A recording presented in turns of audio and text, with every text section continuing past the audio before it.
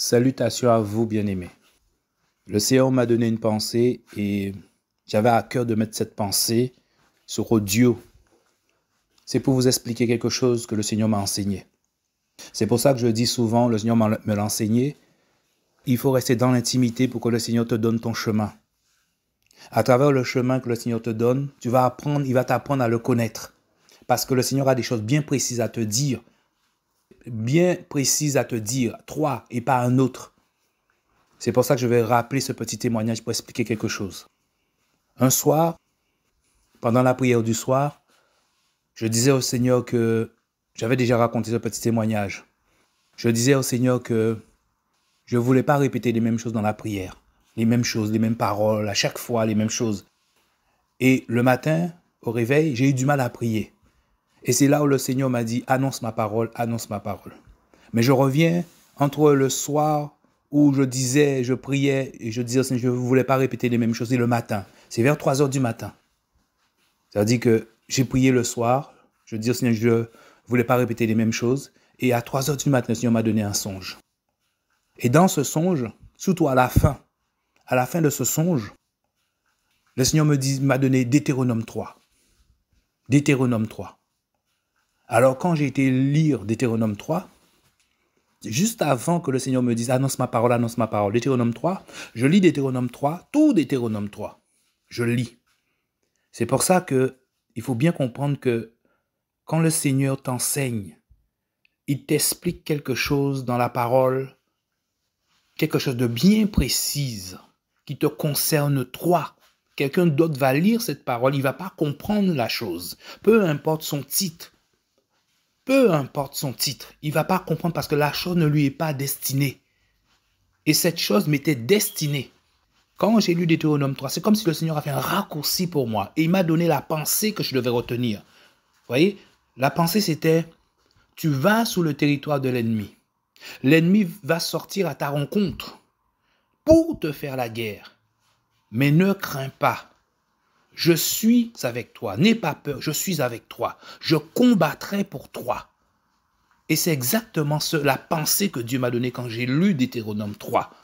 Et le matin, je me suis recouché le matin, dans la prière du matin, c'est là que le Seigneur m'a dit, annonce ma parole, annonce ma parole.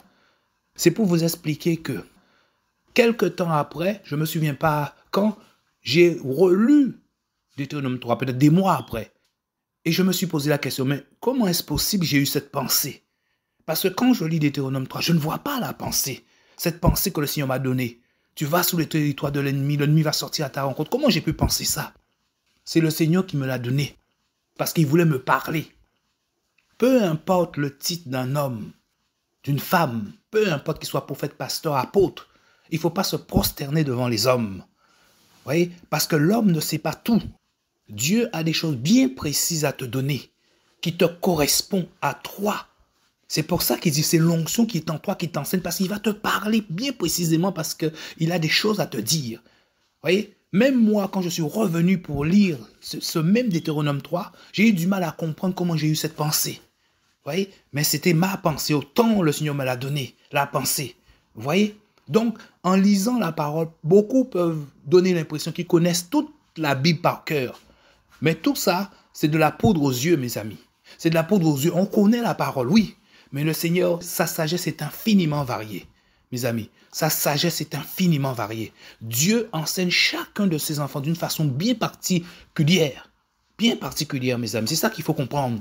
Quand une parole est pour toi, personne d'autre ne comprendra la parole. C'est pour ça que beaucoup ont du mal à comprendre ceux qui ne sont pas dans des assemblées. Parce que la parole est pour toi. Parce que les autres n'écoutent pas le Seigneur en général. Ils n'écoutent pas le Seigneur. Ouais, ils sont conduits surtout par leur orgueil, parce qu'ils croient qu'ils sont bien placés. Mais peu de gens appartiennent au Seigneur. Malgré ils sont des fois à côté d'un homme, d'un enfant de Dieu, mais peu de gens appartiennent au Seigneur parce qu'ils ne se comportent pas correctement. Il y a l'orgueil, il y a l'arrogance, il y a l'hypocrisie, il y a plein de choses qui sont en compte. Et c'est ça les plus grands péchés, parce que les autres, on voit les autres.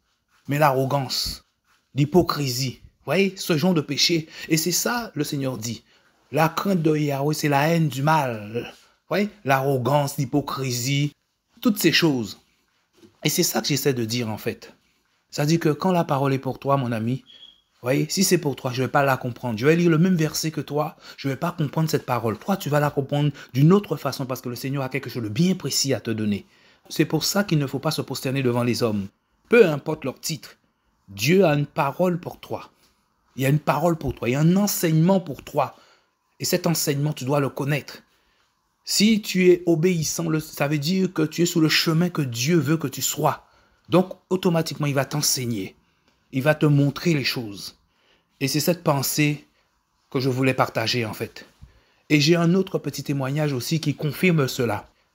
Un frère m'avait imposé les mains. Vous voyez, il me disait, le Seigneur me disait ça, telle chose. J'ai pris la vidéo. J'ai entendu plus que les choses que le frère m'a dit.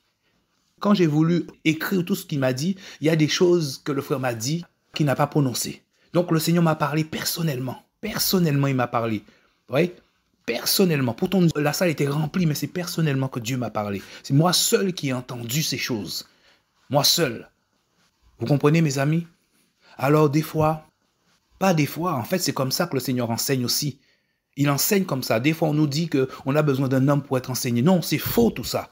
C'est Dieu qui enseigne. C'est le Seigneur qui enseigne toujours, à travers l'homme quelquefois, mais c'est lui qui enseigne.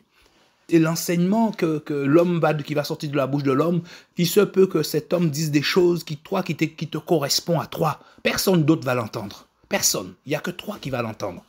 C'est pour ça qu'il faut s'attacher au Seigneur pour recevoir la vie, pour recevoir la mission, pour recevoir le chemin du Seigneur.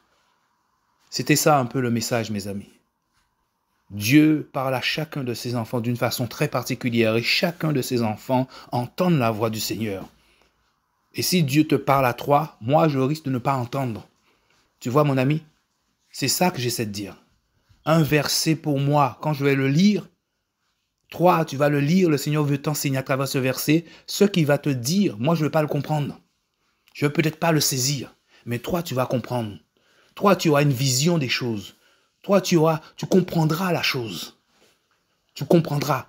C'est pour ça que même quand un frère ou une sœur donne le Seigneur enseigne à travers lui, il faut toujours aller au pied du Seigneur pour demander au Seigneur, Seigneur, qu'est-ce que veut dire ça? Ce verset, qu'est-ce que veut dire ce verset pour moi? Qu'est-ce que tu veux que je retienne? Parce qu'il se peut que la doctrine de la personne, la vision de la personne n'est pas la vôtre. Donc, la personne qui donne le Seigneur enseigne à travers lui peut donner un enseignement.